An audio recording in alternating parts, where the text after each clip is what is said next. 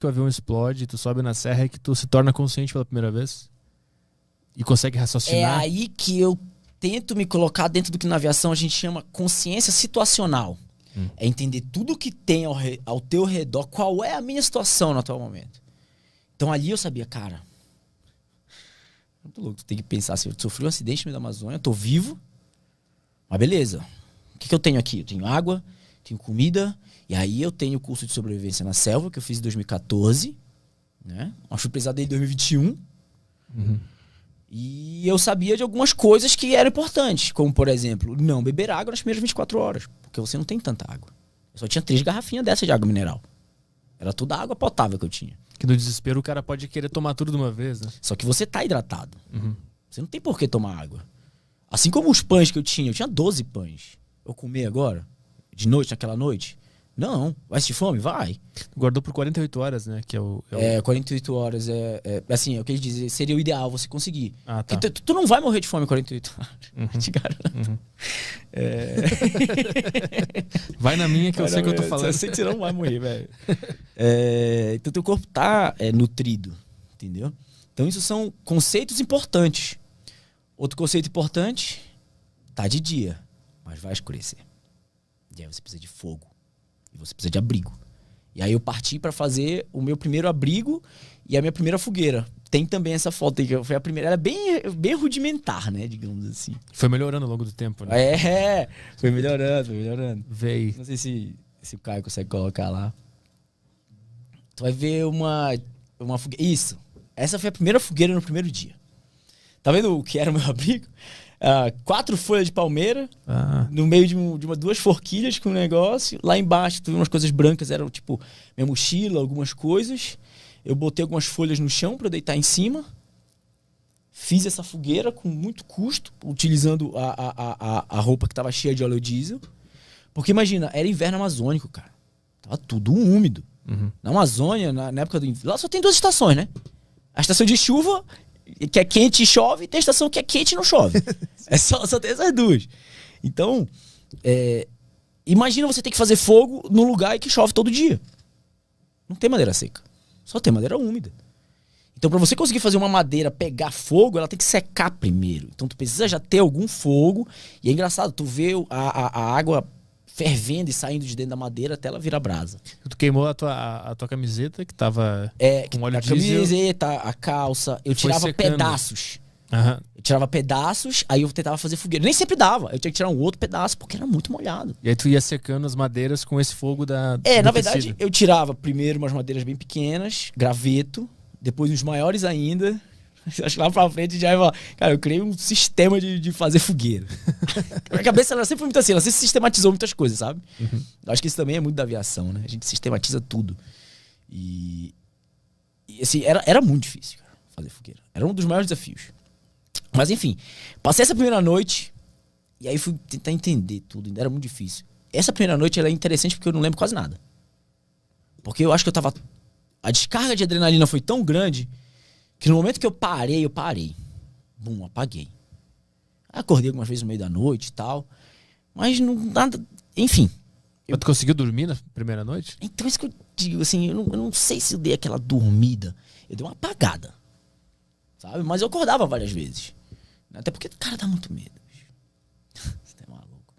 À noite. E o problema da Amazônia, a pessoa pensa assim, o barulho da floresta. O barulho da floresta não é o problema. A escuridão é o problema. Porque barulho não te dá medo. A escuridão te dá medo. Pra qualquer ser humano, praticamente. Nós não somos adaptados pra viver na escuridão. Pega uma criança, se apagar a luz do quarto, ela vai ficar com medo. Mas tu via vulto? Tu via uma movimentação que te dava medo? O que era? Não via nada. Era muito escuro. Você só ouvia os sons. E aí sim, os sons fazem diferença. Porque tu ouviu o som no claro é uma coisa. Tu ouve um barulho, tchac, tchac, tchac. Tem um... Pô, o vento tá batendo ali, tá arrastando a folha. Agora, quando tu faz isso sem nada, pra tu não ter referência de nada, você não sabe o que é. Se é vento, se é folha caindo, o que é. O teu subconsciente é uma coisa incrível. Nesse momento, ele vai despertar os medos que estão mais guardados dentro do teu coração. A tua mente nunca vai pensar na probabilidade mais plausível. Ela vai pensar sempre na pior. Qual era a pior que ele pensava? Porra, nesse uma momento? onça. Uma onça um jacaré, qualquer outro bicho. Puta, vai morrer muito medo lá tem uns lá, não sei, se botar no Google, põe aí, centopeia gigante. Foi. É um bicho desse tamanho, é horrível. Eu já vi aquilo na Amazônia, eu sou de lá. É horrível. Eu tinha medo daquilo, eu tinha medo de escorpião, eu tinha medo de qualquer coisa, meu. Só que nessas horas, tu precisa entender que esse bicho, velho. Esse é um dos insetos que você corre o risco de encontrar. Caralho. Mas tu ficava deitado no terreno ou tu ficou sentado? Porque deitado no terreno onde pode passar um bicho desse aí, não tinha o que fazer. O corpo apagou e ficou deitado. Mas os outros 36 dias eu dormi no chão, cara. Aí tu começa a entender o medo. Tu começa a administrar o medo. Ou você entende que você é maior do que o medo. Qual era o meu jogo mental? Porque assim, terminou esse dia, eu desci a serra e fui de volta ver se tinha sobrado alguma coisa do avião que eu pudesse usar. E não tinha nada. Queimou tudo. E aí eu segui novamente o que diz o procedimento. Fazer o abrigo próximo dos destroços. Porque é lá que as buscas vão atrás. Uhum. Então eu fiz depois uma barraca melhor. Aí foi que eu digo no livro que eu fiquei 7 dias ali. Esses 7 dias me serviram de muito aprendizado. Aprendi a fazer a fogueira melhor. Aprendi a fazer um abrigo melhor. Né? Comecei a usar a vegetação que estava próxima. Comecei a ver onde eu podia pegar água daquele córrego que tem que ser água corrente. Né? Comecei a tentar conhecer o que estava ali. Mas é incrível. O pior dos aprendizados é lidar com o medo. Mas em nenhum momento tu quase colapsou e começou a chorar, deitado no chão, pensando, fudeu, vou ficar aqui até morrer de fome? Cara, passado esses dias, vou responder tua pergunta com uma história. Passado esses dias, desde o primeiro dia, do segundo dia, eu conseguia ouvir os aviões da equipe de busca. Só que eles estavam sempre longe. E eles fazem uma varredura, né? Tem a rota, eles vão fazendo uma varredura na rota. E se eu tava no meio da rota, eu sabia que levaria alguns dias até eles chegarem lá. Uhum. E aí, putz, todo dia era aquilo, cara. Eu ouvia os aviões, à noite eu ouvia aviões. Cara, eu tinha que ir contra esse medo, sabe? Sair do meu abrigo com a lanterna. Nossa, dava muito medo fazer isso. Eu saía do abrigo, aí eu andava mais ou menos uns 3 metros afastado da barraca, do abrigo, era onde eu tinha uma clareira. Aí eu ficava agachado assim com a lanterna, focando pra cima, cara, na esperança que alguém visse, cara. Toda noite eu fazia isso. E passou o primeiro dia, passou o segundo, terceiro, quarto. Quando foi no 5º dia, eu consegui ouvir o barulho daqueles aviões chegando perto. Foram 5 dias no silêncio. No 5º dia, som de avião. Não, todos os dias com som de avião lá longe. Ah, lá longe, No entendi. 5º dia ele começou ficando mais forte, mais forte. Eu falei, caraca, tá chegando. Uhum. Eu sou um cara muito otimista, eu sempre fui. Né? Quando eu caí ali, a minha mente ela só pensava assim, eu só preciso sobreviver por uns 8 dias, que é o período de busca. Eu só preciso me manter vivo, E era o que eu tava tentando fazer.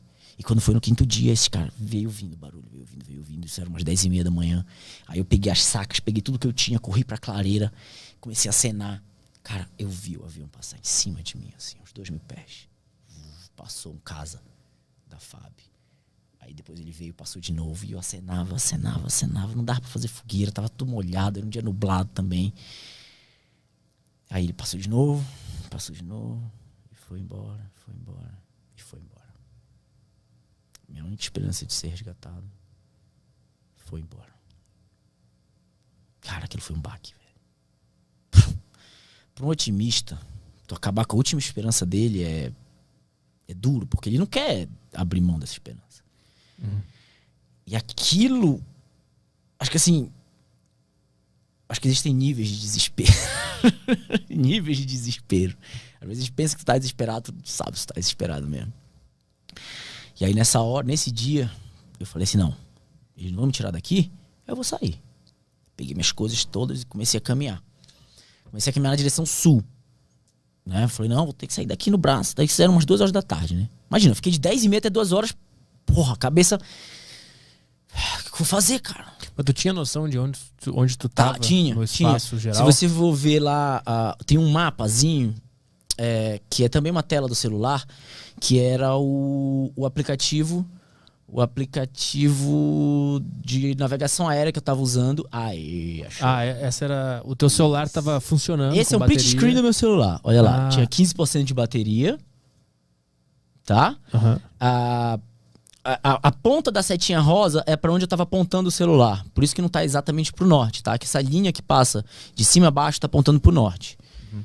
Ou seja, eu decidi caminhar pro sul. Mais ou menos pra gente ter aquelas partes verdes. Por quê? Porque eu vim do sul. A minha rota era mais ou menos ali na diagonal. Cadê o cursor do mouse? Tá vendo duas bolinhas ali em cima? Duas bolinhas... isso aí. A minha rota era pra primeira bolinha. E eu vim ali debaixo daquele ponto laranja, mais ou menos. Então essa era a minha rota. Lá no final, canto de baixo à esquerda. Não, lá, laranja, uma bolinha embaixo, laranja, lá embaixo, lá. Aí... porque não tá no mapa, esse tá reduzido. Mas era praticamente essa rota, entendeu? Uhum. Do início ao fim. E eu caí bem no meio. E aí, com isso, eu falei, não, vou tentar caminhar pra cá, porque eu sei que tem fazendas pra cá. Vou tentar chegar numa fazenda. E aí eu comecei a caminhar. Caminhei por uns 40 minutos.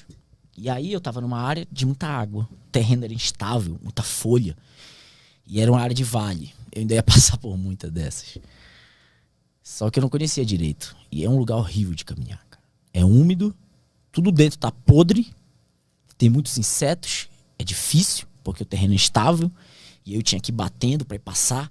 Só que eu comecei a encontrar partes com os galhos caíam, com espinho, caía cupim, cara. Ferrada de cupim dói muito. E ele caía aqui por dentro da camisa, eu tava com a mochila, e aí suado, cansado, eu tentei fazer isso por uns 40 minutos, uma hora. Até que eu falei assim, eu não consigo. Eu não vou conseguir sair desse mato. Eu não tenho facão. Como é que eu vou cortar isso aqui que eu não tenho facão? Eu só tenho um pedaço de pau. A tua esperança era ir desbravando aquele mato até achar uma fazenda. Porque eu tinha passado por algumas fazendas. Uhum. Só que eu não comia numa hora, cara. Foram 40, 45 minutos. Aí eu falei, não dá. Voltei pro meu abrigo. De onde eu tinha saído.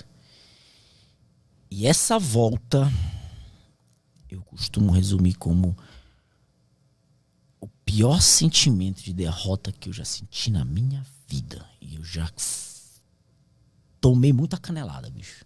Mas tu lidou com essa volta como uma derrota? A minha esperança de sair de lá era ser resgatado. Os caras tinham acabado de ir embora. A minha última esperança era caminhar. E eu acabei de ver que eu não conseguia caminhar. Porque não tinha como passar por aquilo. Eu não tinha um facão, não tinha nada. Eu não conseguia sair do lugar. Cara, eu fiquei 40 minutos, eu acho que eu não andei nem 50 metros. Não tem ideia. E aí voltei. Eu voltei numa derrota, num sentimento de fracasso, velho. Que pela primeira vez eu pensei na morte. Agora eu vou morrer. Até então nada de morte tinha passado. Otimismo. Mas aí agora eu falei...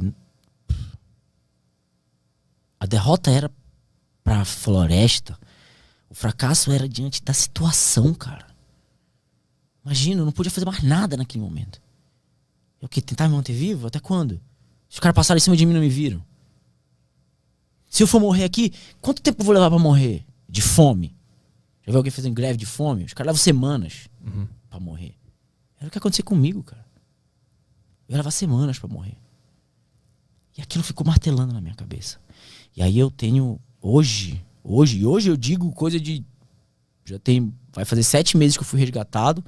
E tem uns 6 meses que eu consigo descrever esse sentimento. Eu não conseguia descrever ele até um tempo atrás.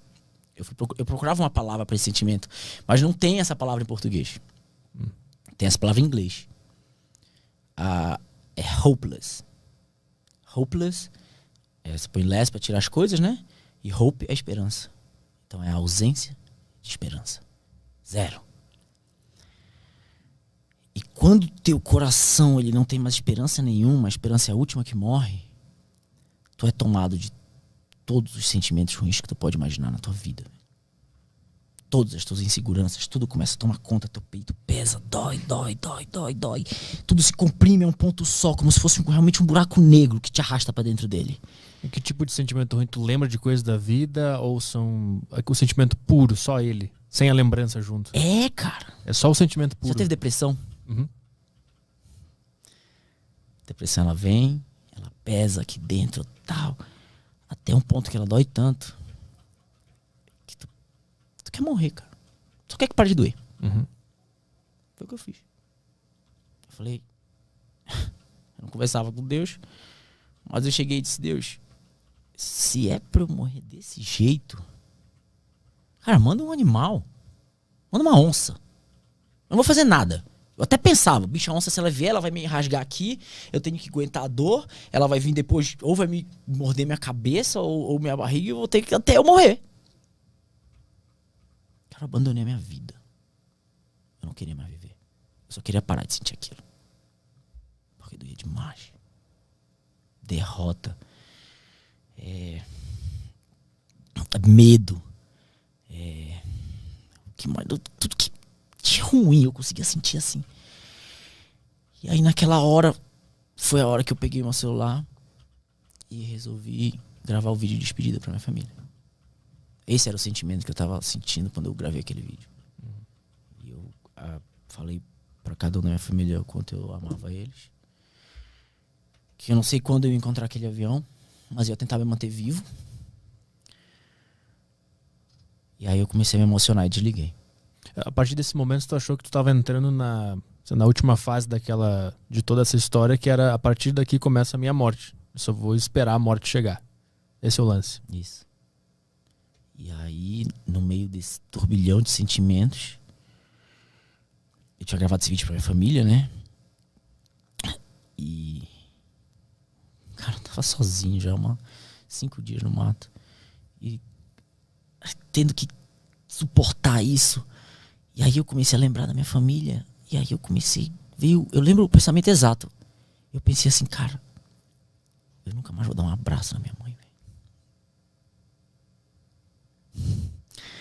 Nunca mais vou sentar na minha mesa com meus irmãos. Conversar qualquer besteira. Aquilo doeu muito. Muito, muito, muito, muito. Só que aquilo também me fez lembrar o quanto eu amava eles. Eu queria muito estar com eles de novo. E isso fez renascer a esperança no meu coração. O amor por eles. Então, naquele meu coração amargo, de sentimentos ruins, de repente apareceu um sentimento bom. Um amor. De repente apareceu um outro, esperança. Aí de repente minha cabeça falou assim, não. Eu não quero morrer aqui. Eu quero ver minha família de novo. Isso é o que eu quero. Aí me apareceu uma coisa chamada propósito. Amanhã eu vou dar uma palestra falando sobre o poder do propósito. Só que, apesar de eu ter esse sentimento, de eu querer muito isso, eu tinha acabado de sair daquela floresta. E eu não tinha conseguido andar por ela. A minha cabeça tinha acabado de aprender que aquilo era intransponível. Eu desisti. Entendeu? Então eu tava física e psicologicamente, eu não conseguia saber como eu ia sair dali. Materialmente era impossível. Não tinha como fazer nada. Eu tinha acabado de tentar. Tinha acabado de tentar. Não é uma coisa que eu tentei mês passado. Tinha horas que eu tinha tentado. E foi aí que eu entendi. Foi aí que eu botei no livro. Falei pra Deus, falei, tá na hora de a gente lavar a roupa suja, bicho. Porque eu já entendi que sozinho eu não vou sair daqui, não. Eu preciso de alguma outra força. Porque a minha força física e psicológica eu já vi que não dá. E, eu acho que de repente eu posso voltar nesse 5º dia outra hora, porque pra gente falar de outras coisas, porque mudou tudo. Foi aí que eu entendi que nós temos uma força absurda que tá dentro de cada um de nós. Que a gente não sabe como buscar ela. Mas tu diria que tu conseguiu encontrar ela porque tu tinha perdido todas as esperanças? E aí tu achou ela no fundo do poço, depois do fundo do poço tu encontrou essa força aí? Isso. Exatamente isso. Só que é um processo, né? Imagina que eu já tava 5 dias sozinho. Eu sou 5 dias sozinho sem falar com ninguém. Como é que o tempo passa, né, nessa hora? Imagina. Eu li um dia desse uma citação de um filósofo que ele diz assim: uma pessoa que sabe viver sozinha é uma pessoa muito poderosa. Sabe por quê? Porque quando você está sozinho, você começa a se voltar para você. Para suas coisas, pros seus problemas, pro que você faz. E aí, às vezes, tu começa a te assustar com o que tu acha. Começa a entrar em conflito. Sabe? E isso tudo estava acontecendo comigo naquela hora. E eu entendi naquela hora que sozinho eu não ia conseguir. Mas eu queria muito sair de lá. Muito, muito, muito, muito, muito. Era um sentimento muito parecido com aquele da perda do meu pai. Eu queria muito encontrar ele vivo. Isso era tudo que eu queria. E eu precisei entender que eu precisava de mais. Eu tive que entender que eu precisava de mais alguma coisa pra sair de lá. Porque do jeito que eu tinha tentado, não funcionou. Uhum. E foi aí que, enfim, comecei a me voltar, a tratar dessa minha questão da minha fé. Aí eu cheguei pra Deus e disse assim: Deus, tu sabes o momento que eu parei de acreditar em ti. Tu sabe. Que eu pedi pra caramba. E eu também sabia. Mas é igual como enfrentar qualquer trauma. Quando você vai numa terapeuta. Aos poucos, ela vai te fazer falar sobre aquilo. Porque tu precisa falar sobre aquilo. Se você não tratar aquilo, não vai dar certo. Por isso que hoje eu digo que eu tive que me despir de todas as minhas mentiras psicológicas e emocionais que a gente põe pra gente, pra eu começar aquela caminhada. Que tipo de mentira eram essas? Por exemplo, quando você... Isso, muita gente chama de hereditariedade, né? Isso às vezes é te passado quando é criança. Então, uma criança, aí tu vai tentar fazer alguma coisa. Não, tu não consegue, não. Peraí, deixa eu fazer pra ti. Não, outra coisa. Ou então durante a vida tu vai, tropeça, cai e diz, fulano, tu não consegue mesmo, não. E você vai começar a falar isso pra você. Realmente eu não consigo, não. Tem coisa que eu consigo, tem coisa que eu não consigo. E tu vai começar a aceitar isso, o que é pior. Você vai começar a viver tua vida assim. Então eu precisei arrancar todas essas mentiras. E como que eu fiz isso? Acessando os meus traumas de infância, cara. Durante aquela conversa, onde eu tive que falar sobre meu pai, e isso é muito louco, né? Porque a gente põe nossos pais num pedestal. Nossos pais são quase que nem Deus, normalmente, né? Meu pai não faz nada de errado. Meu pai é uma pessoa muito boa. Minha avó é uma pessoa muito boa. Toda essa minha linhagem é uma pessoas maravilhosas. Será, velho? Tu conhece teus pais? Esquece teus pais dos teus pais. Eles são um brother teu. Eles são uma pessoa bacana? Assim como tu julga um brother, tu não consegue fazer isso com eles. Porque tem sentimento. Eles te ensinaram tudo. Mas nem sempre eles te ensinam coisas boas. Se tu me perguntasse antes do acidente como foi minha infância, eu ia dizer que minha infância foi perfeita. Brinquei na rua, tinha uma casa ali, bacana, nananana. E se tu me perguntar hoje, eu vou dizer que minha infância não foi perfeita, cara. Minha infância foi difícil. Tinha pais que brigavam direto dentro de casa. Meu pai tinha outros problemas que eu não quero mencionar aqui. Mas apanhei muito, sofri muito. Eu era uma criança. Eu não era pra estar vendo tudo aquilo. Isso fica. Tu pensa que não, mas fica. Mas por que tu não lembra então, depois que tu é adulto? Porque também te bloqueia. Isso é trauma. Isso causa dor. Pra não causar dor, você bloqueia. Por que a gente evita a dor? A gente não tem por que estar evitando a dor.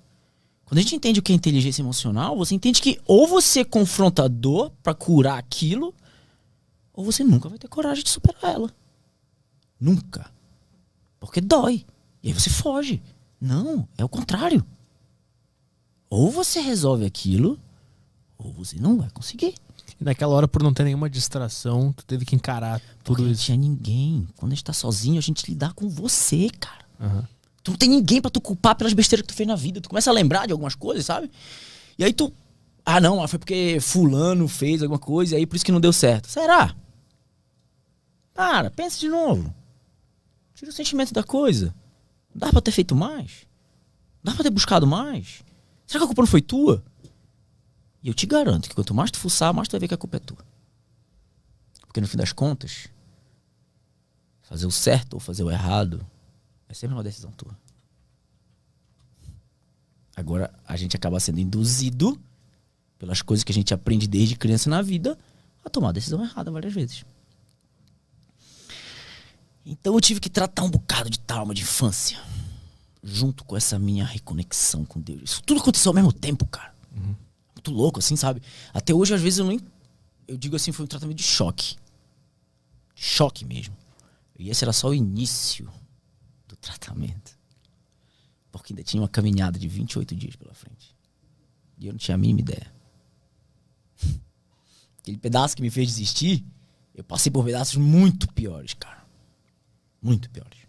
Qual foi o primeiro dia que tu se reencontrou com Deus? Que tu começou a falar com ele? Foi no sétimo? No quinto dia. Foi no quinto Esse dia. dia que eu tô te falando. Isso no quinto. Tudo isso aconteceu. No quinto dia. E aí eu disse, Deus, pô, meu pai, cara. Fizeste, pô, e tal. E aí o que eu pedi foi, Deus, me devolve minha fé. Eu preciso minha fé pra caminhar. Porque eu sabia que eu tinha que caminhar. Depois de tudo isso aconteceu, eu vou deixar um pouco dos detalhes pra galera que quiser ler o livro. Depois de tudo isso aconteceu, eu passei 2 dias planejando. Foi aí que eu peguei esse mapa aí com 15%, tirei um print. Cara, eu decorei esse mapa. Eu sabia que eu ia passar por 2 igarapés, tá vendo que são tipo 2 rios.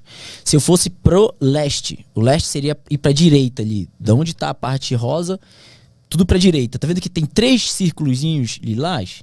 Cada círculo desse é uma pista, tá? São pistas não homologadas. Só que eu não sei se essas pistas estão ativas ou não, porque espalhados pela Amazônia tem várias pistas. Umas são antigas, outras são novas, e enfim. E aí eu não sabia. Mas eu sabia que alguém construiu aquilo algum dia. Porra, alguém já passou ali. Se eu fosse pro norte, só tinha uma. Não tem nada. Pro oeste, pior ainda. Pro sul, já tinha tentado, não tinha nada. Então era leste, mano. Não tinha jeito. Outra, o Rio Paru tava no leste. Rio Paru é o maior rio ali na região. E na Amazônia, rio é rodovia. Se eu chegasse perto do rio, eu tinha uma chance muito grande de encontrar alguém. E tá vendo que lá ali debaixo próximo daquela terceira pista tem um negocinho quadradinho chamado Arerê. Isso aí seria se der um zoom, acho que tu vai conseguir ver. Isso era pra ser uma comunidade, sei lá, alguma coisa. Assim que, ali, ó. Assim que funciona uma carta aeronáutica. Isso não é um mapa, isso é uma carta aeronáutica. Então não te dá muito detalhe de relevo. Olha ali, ó, dados de relevo incompletos. Ah, tá ali, Arerê, achei ali. Tá vendo lá? Então meu plano era chegar lá. Eu falei, eu vou andar pra ali. Outra vantagem de andar pro leste, eu não tenho bússola. Eu preciso me guiar a ter alguma referência. E a minha referência é ser o sol. Porque o sol sempre nasce no leste. Ele nasce no leste e põe no oeste. Então, a partir daí, começou a criar um plano para eu alcançar aquele meu objetivo. Mas depois que tu se reconectou e voltou a tua fé de que tu conseguiria sair dali. Isso. Eu passei a acreditar. Eu passei a querer sair dali. Na verdade, eu passei a querer encontrar minha família. O propósito dele é uma coisa muito pequena, sabe? É uma ideia que surge mesmo. A minha ideia era encontrar minha família. Como que eu vou fazer isso? Eu tenho que sair daqui. Como que eu vou sair daqui? Olhei o mapa, putz, leste. Então a tua missão Como que eu vou seguir pro leste? E aí eu fui completando uma coisa, completando a outra. Foram 2 dias de planejamento.